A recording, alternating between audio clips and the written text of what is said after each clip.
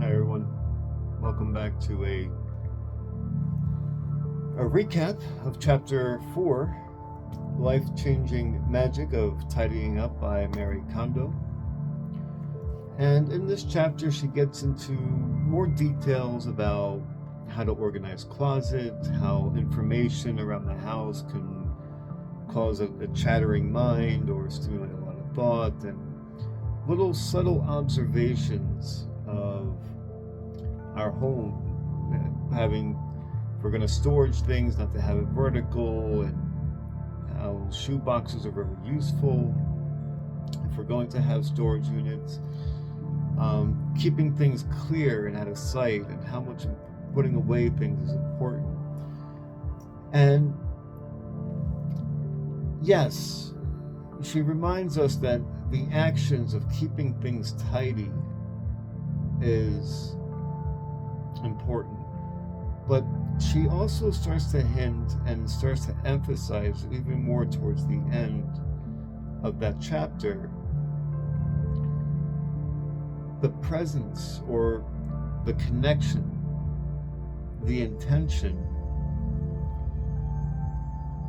and the relationship, the spirit within the object, the contract. See, she starts by leading into this concept by, when we buy something new, she goes, if we don't take the tags off of this new thing that we just got, she notices with herself and her clients that it doesn't really feel like it's in our home, in our possession. Like there's still a cord attached to the store, that it's not exactly ours yet. And there's this subtle observation that is linked into that more unconscious or subconscious influence in our mind that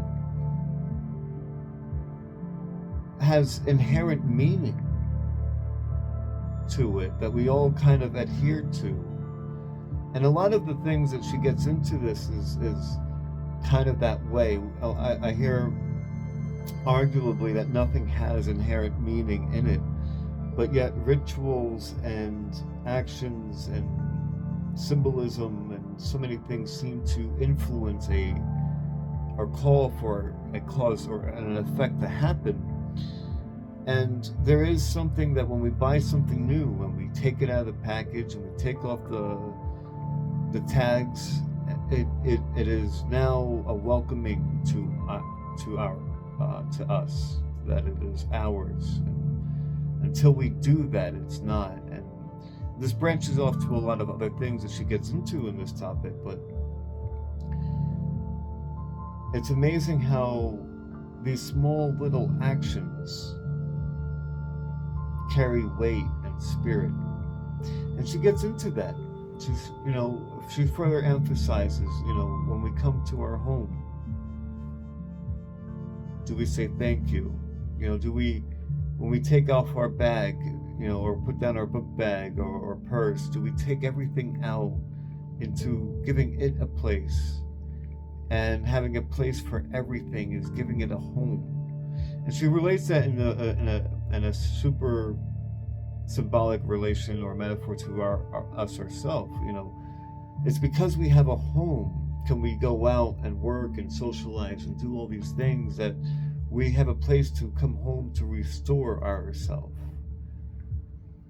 And that temple is our own, and it is a super reflection of our internal world. Is it restoring us? So it's a really great quality and observation she has made, and I think again this further emphasizes off the spiritual healing, especially as I referenced in the previous book that I've brought up, which I still believe is foundational, and I'll say that in further books going along. Lola's Hay, You Can Heal Your Life, is all about relationships and the beliefs, or the beliefs that we have in the relationships that come from them. And the same goes for our home, your phone, your wallet, your clothes. Every item that you have, you are setting up a contract with. And there is a life that it will have as it takes part in your journey, in our journey of life. And how you invest in it is what it will return back to you. And that goes with everything. And the more that we have, the less that we can, the less potent their return can be. And so she emphasized again, start with discarding. And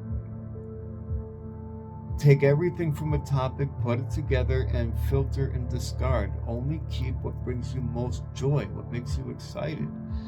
You know, when we have 10 different pairs of shoes, there's going to be some that just light you up more than the rest. And some might even be off-putting, and we let go of those. And we say thank you for your service and your contribution to my life. And there's something to that, I think, as well.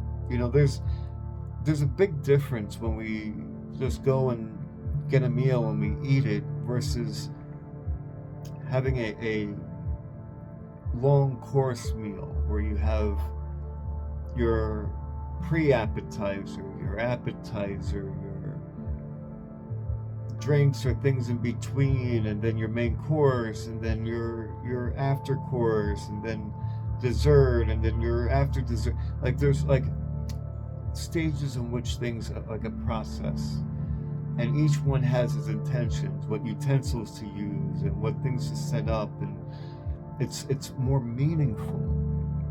It all carries a meaning. What foods to line up to fit the food afterwards. It's not all just random different things, that they're all set up to create an experience, a meaningful ritual as you go through the experience of eating these foods. And so much in our day that we set up our clothes and we wear it through our day, and then what we do afterwards with it. You know, if we can carry in the moments of transition, of putting on clothes and taking our clothes off, and showing moments of gratitude, just like having prayer before we receive our food.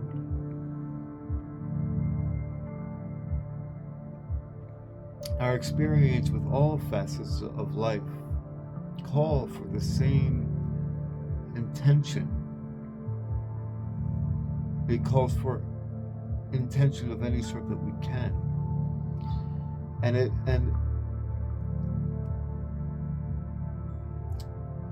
it makes things so much more meaningful in our own lives and the world around us. And I think in this day and age, especially in the West, and I say the West because we have gone to a throwaway society. When our shoes don't fit well, we throw them away. If we have clothes, we throw it away and we discard. And that's okay if I think we observe and have appreciation and gratitude for the contract we had with it.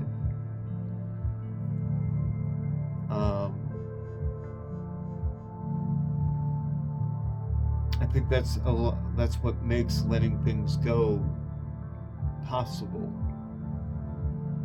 Is that there is a moment of gratitude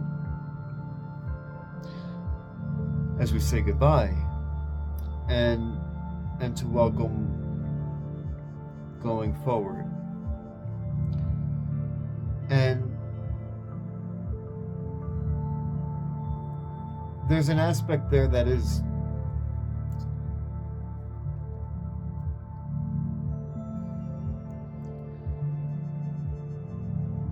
I think in tidying up our home and in setting everything up, there is this appreciation and intention. I think we find difficulty in these practices when we have too much to appreciate and to show gratitude and to cherish.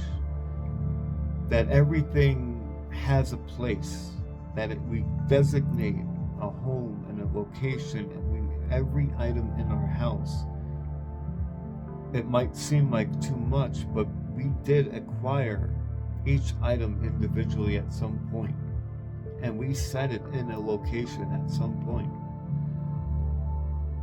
The more we can show intent and gratitude and appreciation, the more vibrant and alive, and the more is returned to us in our home and in our life. So that's pretty much a recap for chapter 4. I mean, she gets into other things like a bookshelf. You have bookshelf, use the top shelf for shrine making, because we tend to look up at the shrine and we set that up in a certain way. And there's a lot of little qualities about the details of how we go about setting certain things up that tend to work better. Setting our bags together in a bag, so we have our bags together, and the importance of utilizing space. And there's a lot of details which I think is good to go into the book, and either you can hear me read it or reading the book itself. I think it's a great book to have. She gets into these matters, but what I'm seeing that she's getting into to emphasize more is that there's a spiritual relationship to everything in our home. And are we taking the tags off of it? Are we embracing it? When we get something new, are we welcoming it? Are we acting on these things right away?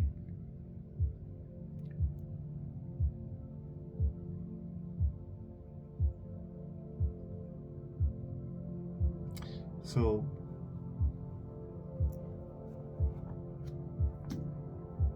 that's our recap for chapter 4. I'll see you in chapter 5. Thank you.